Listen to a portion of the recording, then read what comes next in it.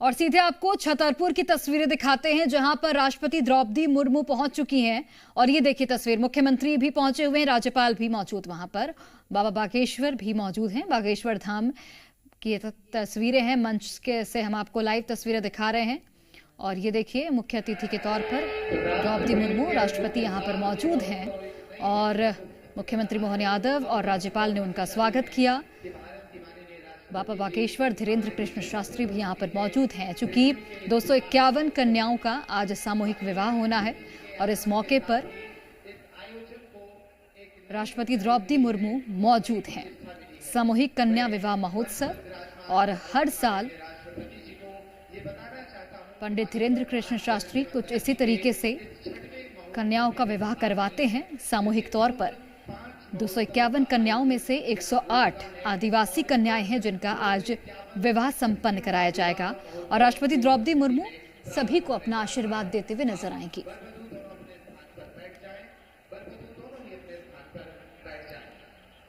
आपकी उपस्थिति में आज 251 बेटियां दुल्हन बनकर अपना नया जीवन आरंभ करेंगी। माननीय राष्ट्रपति जी, आप बुंदेलखंड की उस धरती पर हैं जो पूज्यपाद सन्यासी बाबा की धरती मानी जाती है।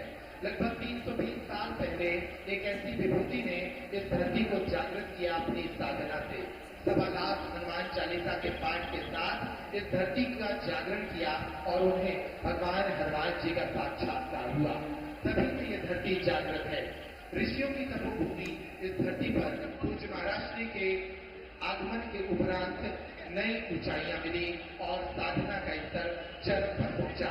आज देश और दुनिया भर के लोग बागेश्वर धाम पर आते हैं और यहाँ भगवान हनुमान जी के प्रति अपनी श्रद्धा, अपनी निष्ठा व्यक्त करते हैं।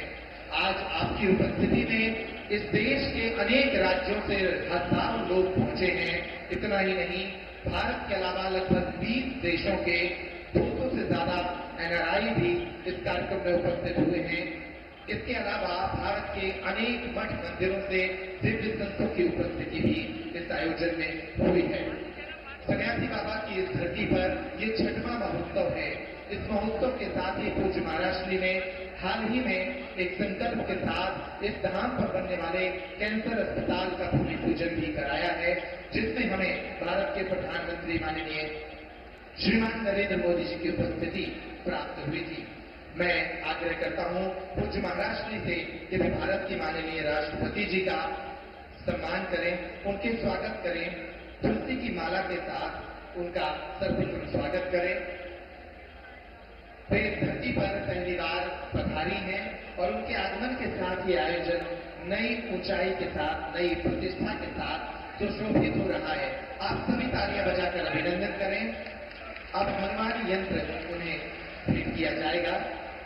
ये तुलसी की माला पूज्य महाराष्ट्र भारत की राष्ट्रपति महोदया को भेंट कर रहे हैं और अब हनुमान यंत्र भेंट किया जाएगा। हनुमान यंत्र के बाद बालाजी का विग्रह, धाम से जुड़ा साहित्य और स्मृति चिन्ह, ये वो अवसर है जो इस आयोजन के सौभाग्य को व्यक्त कर रहे हैं। पूज्य महाराष्ट्र भारत की माननीय राष्ट्रपति जी को हनुमान यंत्र भेंट कर रहे हैं ताकि वे स्वस्थ रहें, दीर्घायु हों और भारत की सेवा करती रहें। ये बालाजी सरकार का विग्रह है, पूज्य बागेश्वर बालाजी सरकार का ये विग्रह जो उन्हें भेंट किया जा रहा है। इसके साथ ही धाम से जुड़ा महत्वपूर्ण साहित्य और ये स्मृति चिन्ह भी उन्हें भेंट किया जा रहा है।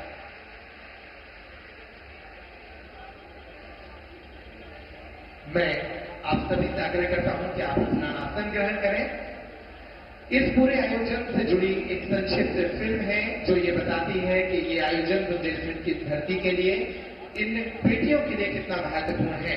माननीय राष्ट्रपति जी, यहाँ 251 बेटियां आज अपने नए जीवन का शुभारंभ कर रही हैं, जिनमें से 108 बेटियां आदिवासी समाज से आती हैं। पूज्य महाराष्ट्र ने संकल्प लिया था कि मंदिर की दान पेटी से हम ऐसे परिवारों का सहयोग और सहारा बनेंगे जिनके परिवारों के सामने बेटियों के विवाह का संकट रहता है। ये संक्षिप्त फिल्म उसी कहानी को बयान करती है। प्रारंभ करें इस अवसर पर नाम से जुड़ी ये संक्षिप्त फिल्म। ये मुस्कुराहट रही है। और तुम हमारी बेटी हो, मेरी बेटी हो, 2019 से नहीं करना है।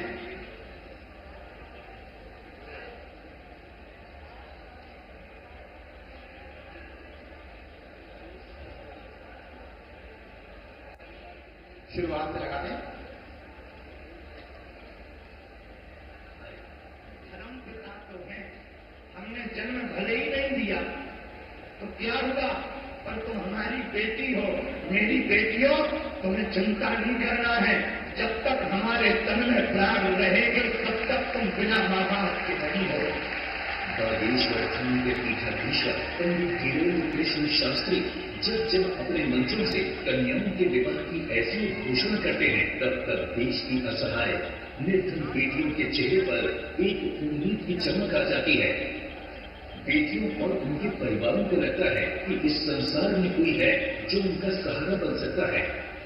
आज देश और संपूर्ण विश्व में विख्यात श्री हनुमान जी के इस पावन स्थल बागेश्वर धाम की ख्याति है। लोग अपने दैहिक और भौतिक कष्टों के निवारण के लिए बालाजी के इस धाम पर रोते हुए आते हैं और हंसते हुए जाते हैं। ये धाम सिर्फ आस्था का धाम नहीं, बल्कि मानवता की सेवा का अनूठा केंद्र भी बन चुका है।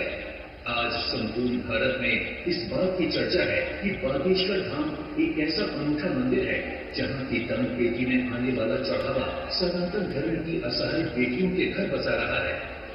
फरवरी 2025 की ये शिवरात्रि एक बार फिर 251 बेटियों के परिणय महोत्सव की तिथि बनकर सामने आई है। आज बागेश्वर धाम से 108 आदिवासी समाज की बेटियां और 143 अन्य सनातनी समाजों की बेटियां दुल्हन बनकर अनेकों उपहारों के साथ अपने नए जीवन की यात्रा को प्रारंभ करने जा रही हैं। लेकिन ये पहला अवसर नहीं है जब इन बेटियों के चेहरे पर ये मुस्कुराहट खिल रही है। बागेश्वर धाम पर वर्ष 2019 से ही पूज्य गुरुदेव भगवान के संकल्प के अनुरूप कन्याओं के विवाह का ये महायज्ञ अनवरत चल रहा है।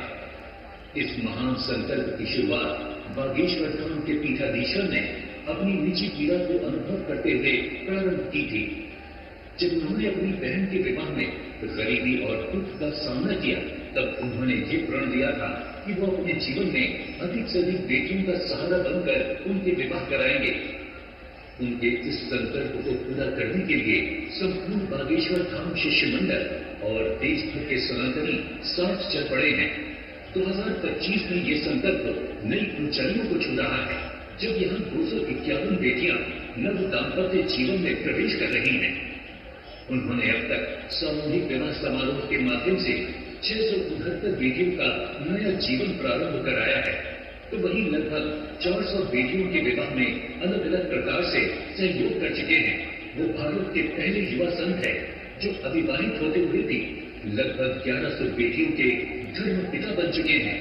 जो लोग देव स्थानों की महत्वता पर प्रश्न खड़े करते थे, उन्हें बताया गया है कि हमारे मंदिर समाज को किस तरह एकजुट, सामर्थ्यशाली और सक्षम बना सकते हैं।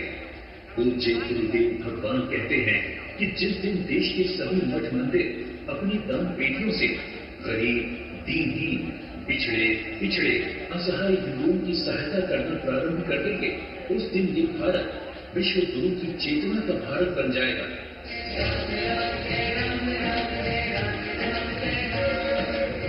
कर्तव्य ध्वनि से स्वागत करिए।